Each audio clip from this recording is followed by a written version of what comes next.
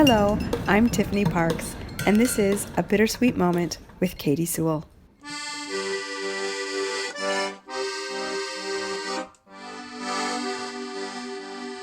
Hello, this is The Bittersweet Life. I'm Katie Sewell, and this is your midweek Bittersweet Moment. Do not, whatever you do not listen to this Bittersweet Moment if you have not yet listened to episode number 406, a radio play titled A Gift. It will make no sense to you, so go ahead and push stop if you have not listened to that yet, and go and listen to that first. A Gift is a radio play by Matthew P. Warner, an Audio Imagination 77 production. And if you have listened to that, this bittersweet moment is an epilogue of sorts.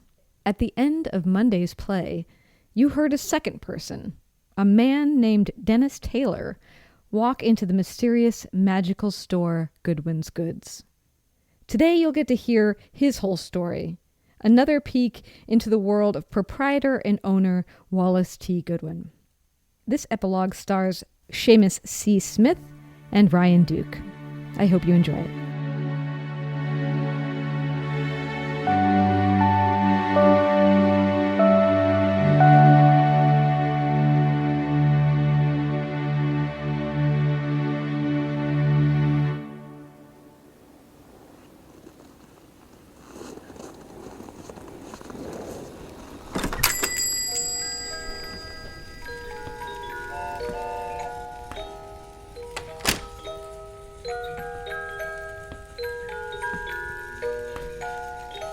Good evening.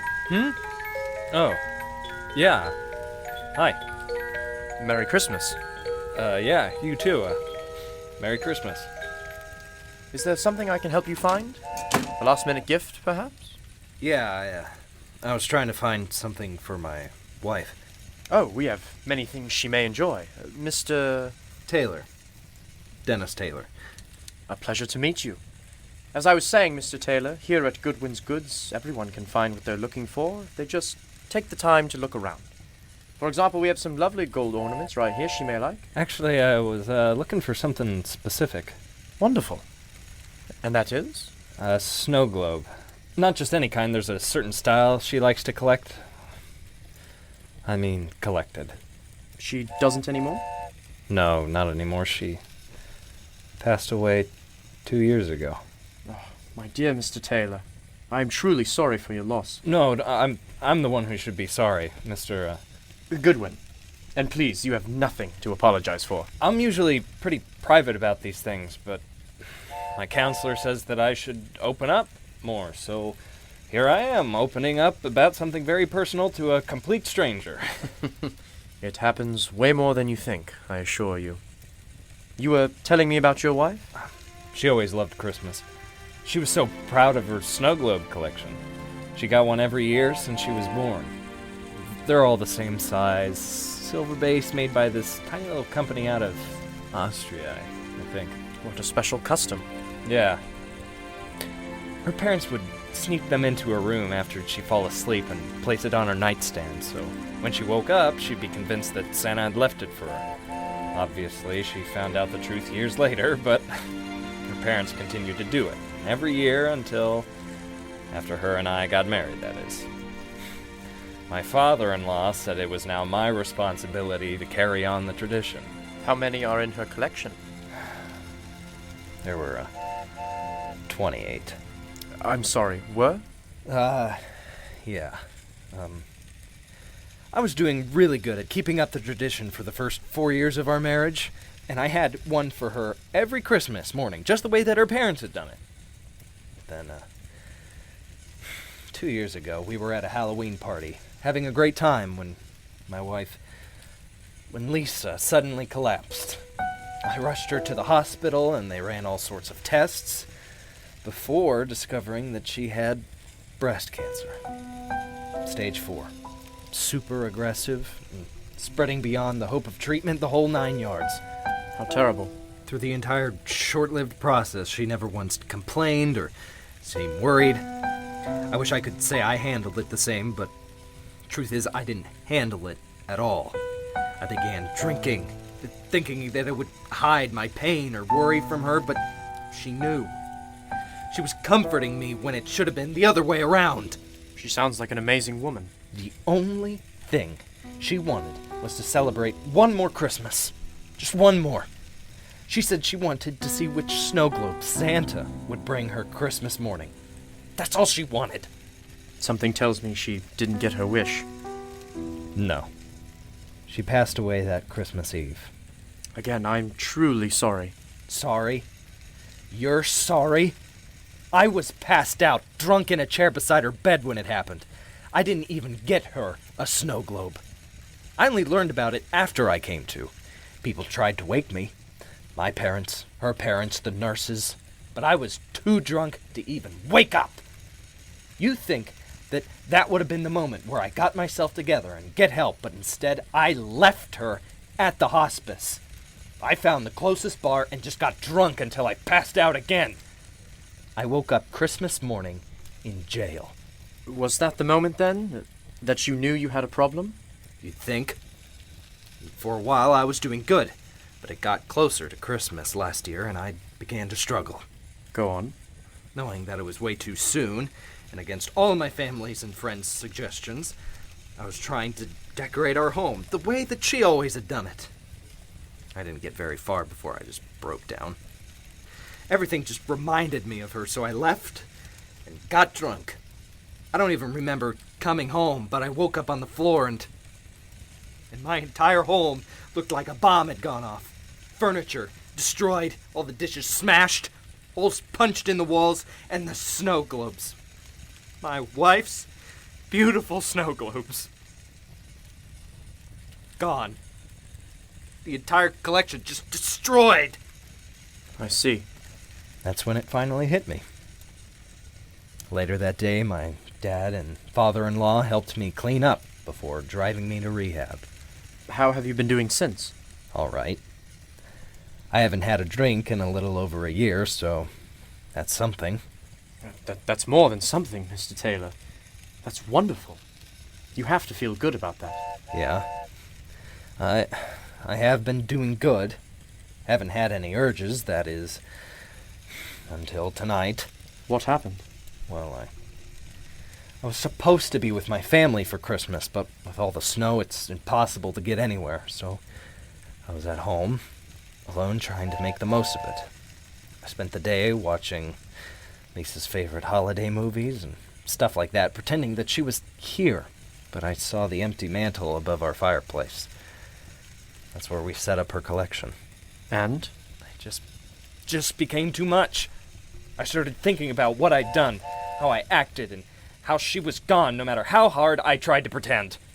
The only thought in my head was just get drunk. I see. Yeah. So, I bundled up and began walking in this snowstorm, trying to find any bar or store open on Christmas Eve so I could just have a drink. But Yes? I saw the light coming from your store and decided against it. Instead, I felt this overwhelming need to come inside and see if I could find her a gift for our mantle. You know, just start over. Well, I'm very glad you did come in, Mr. Taylor. And I'm sure that your wife would be proud as well. Yeah, maybe. Just so ashamed. After a year of sobriety, I could have just fallen so easily. But you didn't. I could have. Who's to say next year if this doesn't happen again? And I won't. Sometimes we have to fall before we can fully get back up. Yeah? But what if tonight I did go into a bar? What if I did order a drink? What if the bartender put it in my hands and I was so close? But what if you didn't drink it? What if you put it down and came here instead? I just don't want to let my family down the way I left my wife down. Knowing your wife the way you do you think she would have forgiven you for everything? I know she would. She always saw the good in me and everyone. Well, if you know that, perhaps you should begin to forgive yourself. Only then can one truly begin to heal. You can't change the past, but you can take the steps to keep it from happening again in the future. Yeah, I suppose. The thing that I have the hardest time with is I was right by her side when she passed away, yet I didn't even get the chance to kiss her goodbye or tell her that I loved her. She knows. I guarantee you. Yeah. Well, you made the right choice coming here tonight, and I believe we have exactly what you're looking for. Snow globes? Yes? Silver base, about yay big, Austrian made? Yeah, those are them. Do you sell any? Of course. Right this way. I can't believe you have some here. The only store I knew that once sold them closed down a few years ago. Oh, yes. We have quite a collection of them. We have 29 to be exact. 29? Really? They're on this wall right over here. There you are. These are them. You have... Problem? No, not at all. It's just... She had this one. I remember her telling me this was the first one she remembered waking up Christmas morning and finding. That's wonderful. Wait, she had this one. I remember the sled and that one? What? She had all of these. This is her entire collection right here on your wall. It can't be, but it is. Yes. All 28 are here. Well, all except this one. It's beautiful. It looks like a praying angel. Correct. She would have loved this one. It's amazing. This is a miracle. I mean, what are the chances? Yes. What are the chances? Mr. Goodwin, I know these aren't cheap.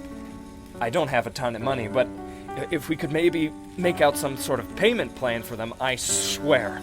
Mr. Taylor, they are yours. Are you serious? To take? To take. For free. For free. Oh, man, You have no idea what this means to me. How can I ever repay you? By forgiving yourself and letting the past stay in the past. You will have hard days, Mr. Taylor. Especially around Christmas because it meant so much to your darling wife and because you love her so much. But I promise you, it will become easier over time. And as long as you can forgive yourself and not turn to drinking as a temporary cure, they are yours. I promise. Fair enough. Thank you, Mr. Goodwin. Merry Christmas, Mr. Taylor. Merry Christmas. Well, should we take them off the shelves? Perhaps in a moment. I will make sure they are all wrapped so it's safe to carry them through this snowfall. But first, Yes? I have one last thing I'd like to show you. Something you might find particularly interesting. Do you mind? What is it? A gift.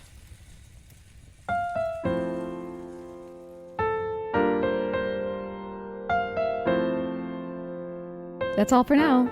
I hope that if you loved Monday's play, A Gift, that you will share it with friends and family this season. Spread the holiday mood around. My thanks to writer and director Matthew P. Warner and to Audio Imagination 77 Productions. And until next time, I'm Katie Sewell. Happy holidays!